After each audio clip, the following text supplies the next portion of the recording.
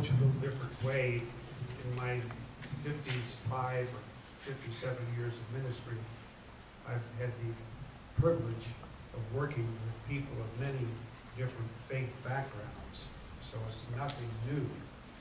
What occurs to me in the United States is, in the Christian religion, there is as much difference, spectrum, from very conservative to very broad-minded or inclusive. That difference is almost wider than the difference between the Christian faith, Buddhism, Islam, and the Jewish religion. It's absolutely amazing. That wide difference. There are Christian groups who won't even talk to each other, or will not allow you to almost use it, even to use their building. And let me give you a personal example. This was really came home to me about 5 years ago. My daughter's father-in-law died. I don't want to insult Lutherans here, but he was a member of the Missouri Synod Lutheran Church in Lincoln, very active member for years. Because it was my daughter's father-in-law, the father of my daughter's husband. The mother wanted me to participate in the memorial service, funeral service. I was not allowed to do so. He said to me, "You cannot speak in this Lutheran church." Quite amazing, isn't it? I would have been able to do that in a Jewish synagogue. I participated in, we have the most, as you know, the most conservative Roman Catholic diocese in the world. But I participated in the bishop's elevation. I participated in that cathedral at the funeral of church members whose spouse happened to be Roman Catholic. Isn't it amazing that the Lutherans wouldn't let me do it? That's kind of funny. What they did allow me to do, they said, you can make a brief statement before the actual service begins. So it's not included in part of the service. And I thought about playing a dirty trick on them, but I didn't. And the trick was this. In that particular Lutheran expression, the worship service officially begins when the clergy said, the clergyman or clergywoman, they can't have clergy women, sorry. When the clergyman says, in the name of the Father, Son, and the Holy Spirit. So I thought of prefacing my remarks by saying, in the name of the Father, Son, and the Holy Spirit, and I would have officially opened the service. I think they would have kicked me out? They might have. But the point is, I think there's more in common than we like to give it credit for. I was telling Claudia, one of my favorite theologians is Don Dominic Crossan, who's a former Roman Catholic priest. He's gave a lecture in our church, and I've gotten to know him some. And in his book, A Long Way from Tipperary, is a spiritual autobiography, he says, and I think he's correct, all religions are monotheistic. All of them. Because all religions are on a search for the sacred. And that's what unites us, the search for the sacred. But many of us in the Protestant denominations do not seem to get that, because some of our sisters and brothers think that only they are on the search for the sacred, and the rest of us are on the search for the devil, which is not true, of course. So I appreciate the book very much, and I'm anxious to hear your questions in a few minutes. I suppose I should reiterate what Otis said about religious diversity, that it's not just Christianity that has diversity within its tradition, and of course all the other religions are internally diverse as well. I suppose I'm sitting here not only because I'm a professor at Nebraska Wesleyan, but also because I have the rare distinction of being a Jewish professor at a Methodist university. And so I guess I'll answer your question, Jamie, that way and say that, boy, I work with interfaith people every day. There's all these Christians running around here.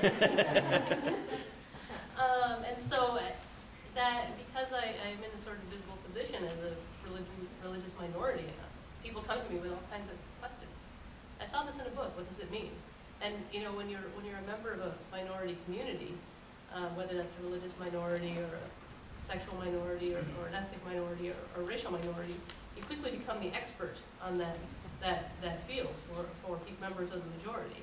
And so I have often found myself in this position of being on a panel to stand for all Jews. And I guess demographically in Lincoln, we are so few that it's not a far stretch. But you know, I represent a significant percentage of the population in Lincoln. But so I guess my relationship to interfaith dialogue is sort of everyday life as a religious minority is interfaith dialogue. I grew up, you know, in Iraq. It's a Muslim country, but I had one or two Christian friends as I grew up with, and we sat next to each other in classes until this ninth grade. Then I had to leave the country because of the war. So my experience, you know, growing up, you know, I just knew a few stuff about the Christian religion, and I respected my friends. And sometimes we told her that she was so lucky because in my school back home, from first grade until college, you take a religion class every day, so you have to take a test. And we always joked, said, "Oh, you don't have to take the class, you know, you already have the passing grade, and you're so lucky you don't have to, you know, be sitting here with one of us to take the religion class." So, but since I came to the States, I never been. We had Jews, a lot of them, in my hometown in Basra, Iraq, but since I was born in the late 70s, Saddam had got rid of a lot of people and you know, killed a lot of people and took their properties and stuff. So a lot of the Jews fled Iraq because for their safety, they didn't feel safe anymore. So that was very sad. But I remember my parents talking to us about all different kind of faiths, especially in my hometown. We had all different kind of faith in there. So, but since I came to the States, I've been exposed more to a lot of people, a lot of faith, and sometimes no faith, like as the atheist. So that was like, I didn't think that exists, you know, still. So that was a shock to me. I went to school here, and you know, every day of my life, I'm meeting new people, I'm learning so much, and people always ask me questions. So I feel like I'm an expert again for all these questions. People ask me, and I should always be prepared. And which way should I answer it so I don't offend those people? And it's just being in the States and being in my job, I just feel so blessed by God that He put me right there at the Good Neighbor Center. It's a 7-day Adventist, you know, center. But I've been there for 10 years, and I never felt offended.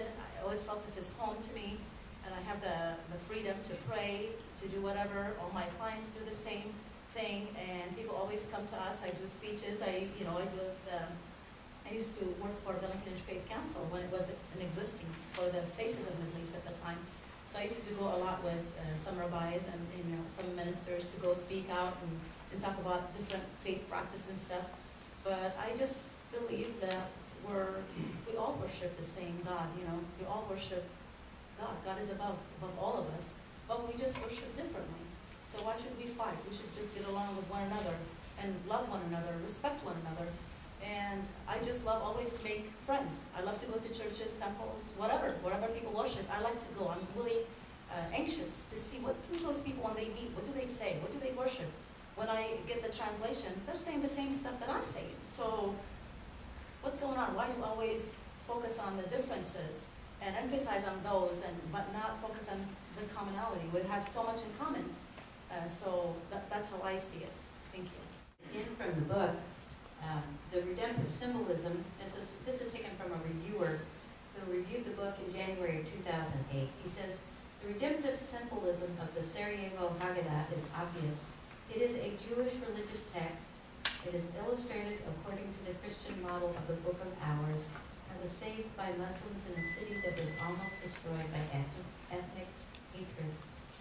So I'd like to ask you, despite our doctrinal differences, what do you think is our most important action, the thing that we are called to do? Or in your experience, what's the most effective way to achieve our interreligious understanding, to find our common ground? And how do you think we go about promoting peace or understanding in the midst of that diversity?